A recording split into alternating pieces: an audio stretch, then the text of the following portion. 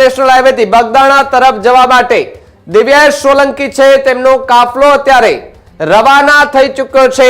બગદાણા જવા માટે રવાના થઈ ચૂક્યા છે। સમાજના તમામ આગેવાનોએ મુલાકાત લીધી। ભાવનગર શહેરના છે।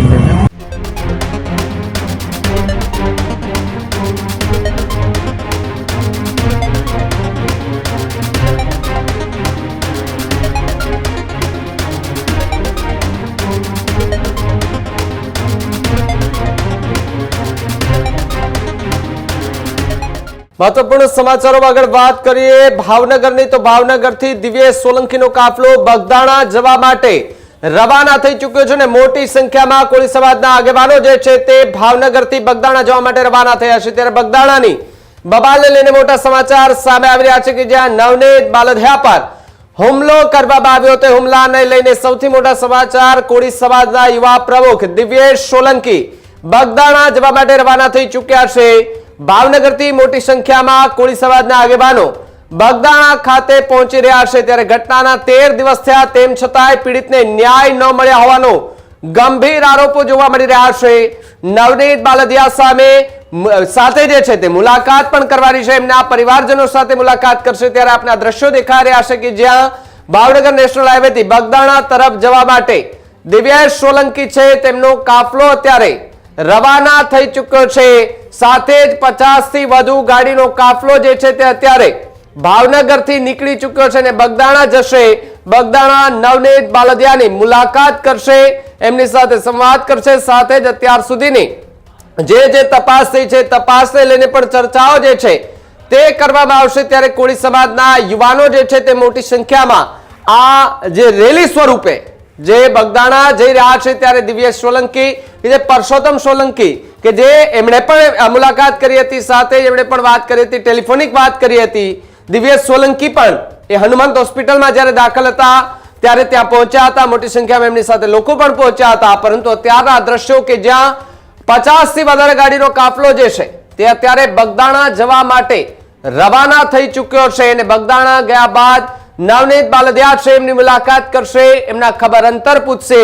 સાથે જ અત્યાર સુધીની જે તપાસ થઈ છે એસઆઈટીની ટીમની જે રચના કરવામાં આવી છે એમના દ્વારા કયા પ્રકારની કાર્યવાહી અને કયા પ્રકારની તપાસો કરવામાં આવી એનું નિરીક્ષણ પણ કરવામાં આવશે। તો સાથે જ કોળી સમાજના જે આગેવાનો છે તે મોટી સંખ્યામાં અત્યારે બગદાણા ખાતે પહોંચી રહ્યા છે અને છેલ્લા 2 દિવસથી જ્યારથી નવનીત બાલદિયાને હોસ્પિટલમાંથી રજા આપવામાં આવી છે ત્યારથી એમના ઘરે પણ મોટી સંખ્યામાં કોળી સમાજના આગેવાનો, ઠાકોર સમાજના આગેવાનો ગાંધીનગર, અમદાવાદથી એ બગદાણા ખાતે જઈને તેમના ખબર અંતર પૂછતા જોવા મળી રહ્યા છે। ત્યારે દિવ્યેશ સોલંકી એમના કાફલા સાથે અત્યારે બગદાણા જવા માટે રવાના થઈ ચૂક્યા છે। ત્યારે બગદાણા જવા માટે રવાના થતા પહેલા ભાવનગરથી નીકળ્યા ત્યારે શું પ્રતિક્રિયા એમણે આપી સાંભળીએ। પહેલા गाड़ी हम अंदर જ રહી છે એટલે વાંધો નહીં। ગાડી ક્યાં રાખી છે? એ આ ગાડી આગળ પછી ઓલ પર હાલે બધી આ ઉડા આમ લઈ જા ગાડી हम अंदर જ રહી છે એટલે વાંધો નહીં। ગાડી ક્યાં રાખી છે? ઓર રાખવાની આગળ એ આ ગાડી આગળ પછી ઓલ પર હાલે બધી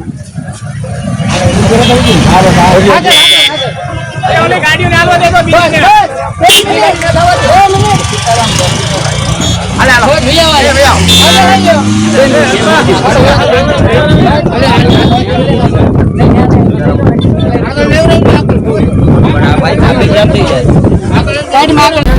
नहीं नहीं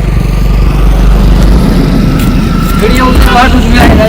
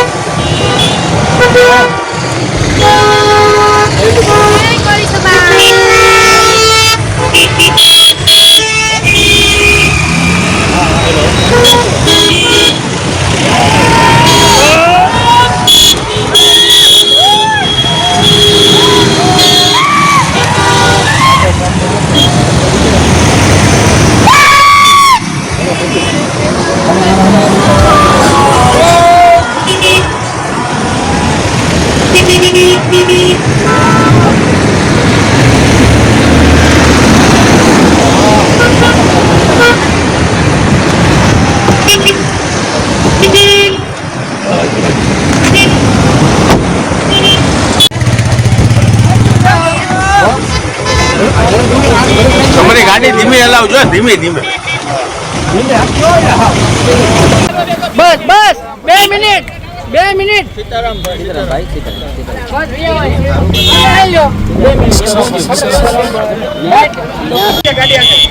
ગાડી આમ અંદર જ રહી છે એટલે વાંધો નહીં. એ આ ગાડી આગળ પછી ઓલ કરાલે બધી.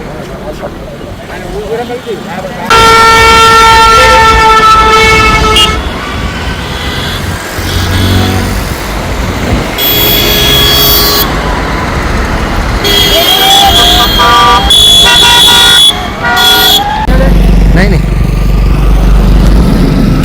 વિડીયો ઉપર પાછું જ રાખજો.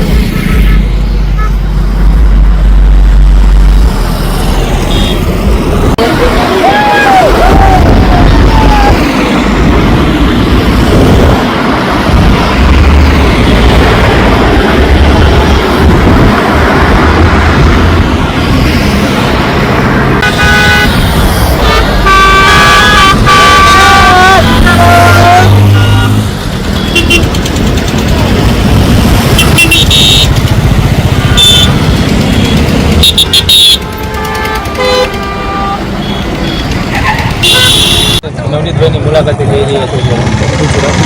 મારા સમાજનો દીકરો છે અને પ્રીતમભાઈની એક એવી ઈચ્છા હંમેશાથી રહી છે. સમાજના કોઈ પણ દીકરા પર એવું ક્યારે પણ થાય તો હીરાભાઈ સોલંકીભાઈની મુલાકાત લીધી. એના પછી સમાજના તમામ આગેવાનોએ મુલાકાત લીધી. આજે સમસ્ત કોળી સમાજના બધા મુખ્ય આગેવાનો જે આજુબાજુના જિલ્લાના ભાવનગર શહેરના છે બધા આગેવાનો સહિત અમે ખાલી એક શુભેચ્છા મુલાકાત એ એમના ઘરે જઈ અને આજુબાજુના અમારા વિસ્તારમાં અમારા સમાજને કોઈ પણ આવી રીતે ભયમુક્ત ન કરી શકે એની માટે એક મુલાકાત લેવા જાય છે. એસઆઈટીની રચના થઈ છે, શું અપેક્ષા રાખશો? હું એ સમયે સીએમ સાહેબ સાથે રજૂઆત કરવા ગયો હતો સમાજના યુવા પ્રમુખ તરીકે. સીએમ સાહેબ ખૂબ પોઝિટિવ છે અને સરકાર ક્યારે પણ મેં ફરીવાર હું કહું છું આવા કોઈ પણ અસામાજિક તત્વને સરકારે કોઈ દિવસ છાવરવાની નથી રાખી. હંમેશા એના પર કડક પગલાં લીધા છે અને અમને વિશ્વાસ છે કડક પગલાં લીધા.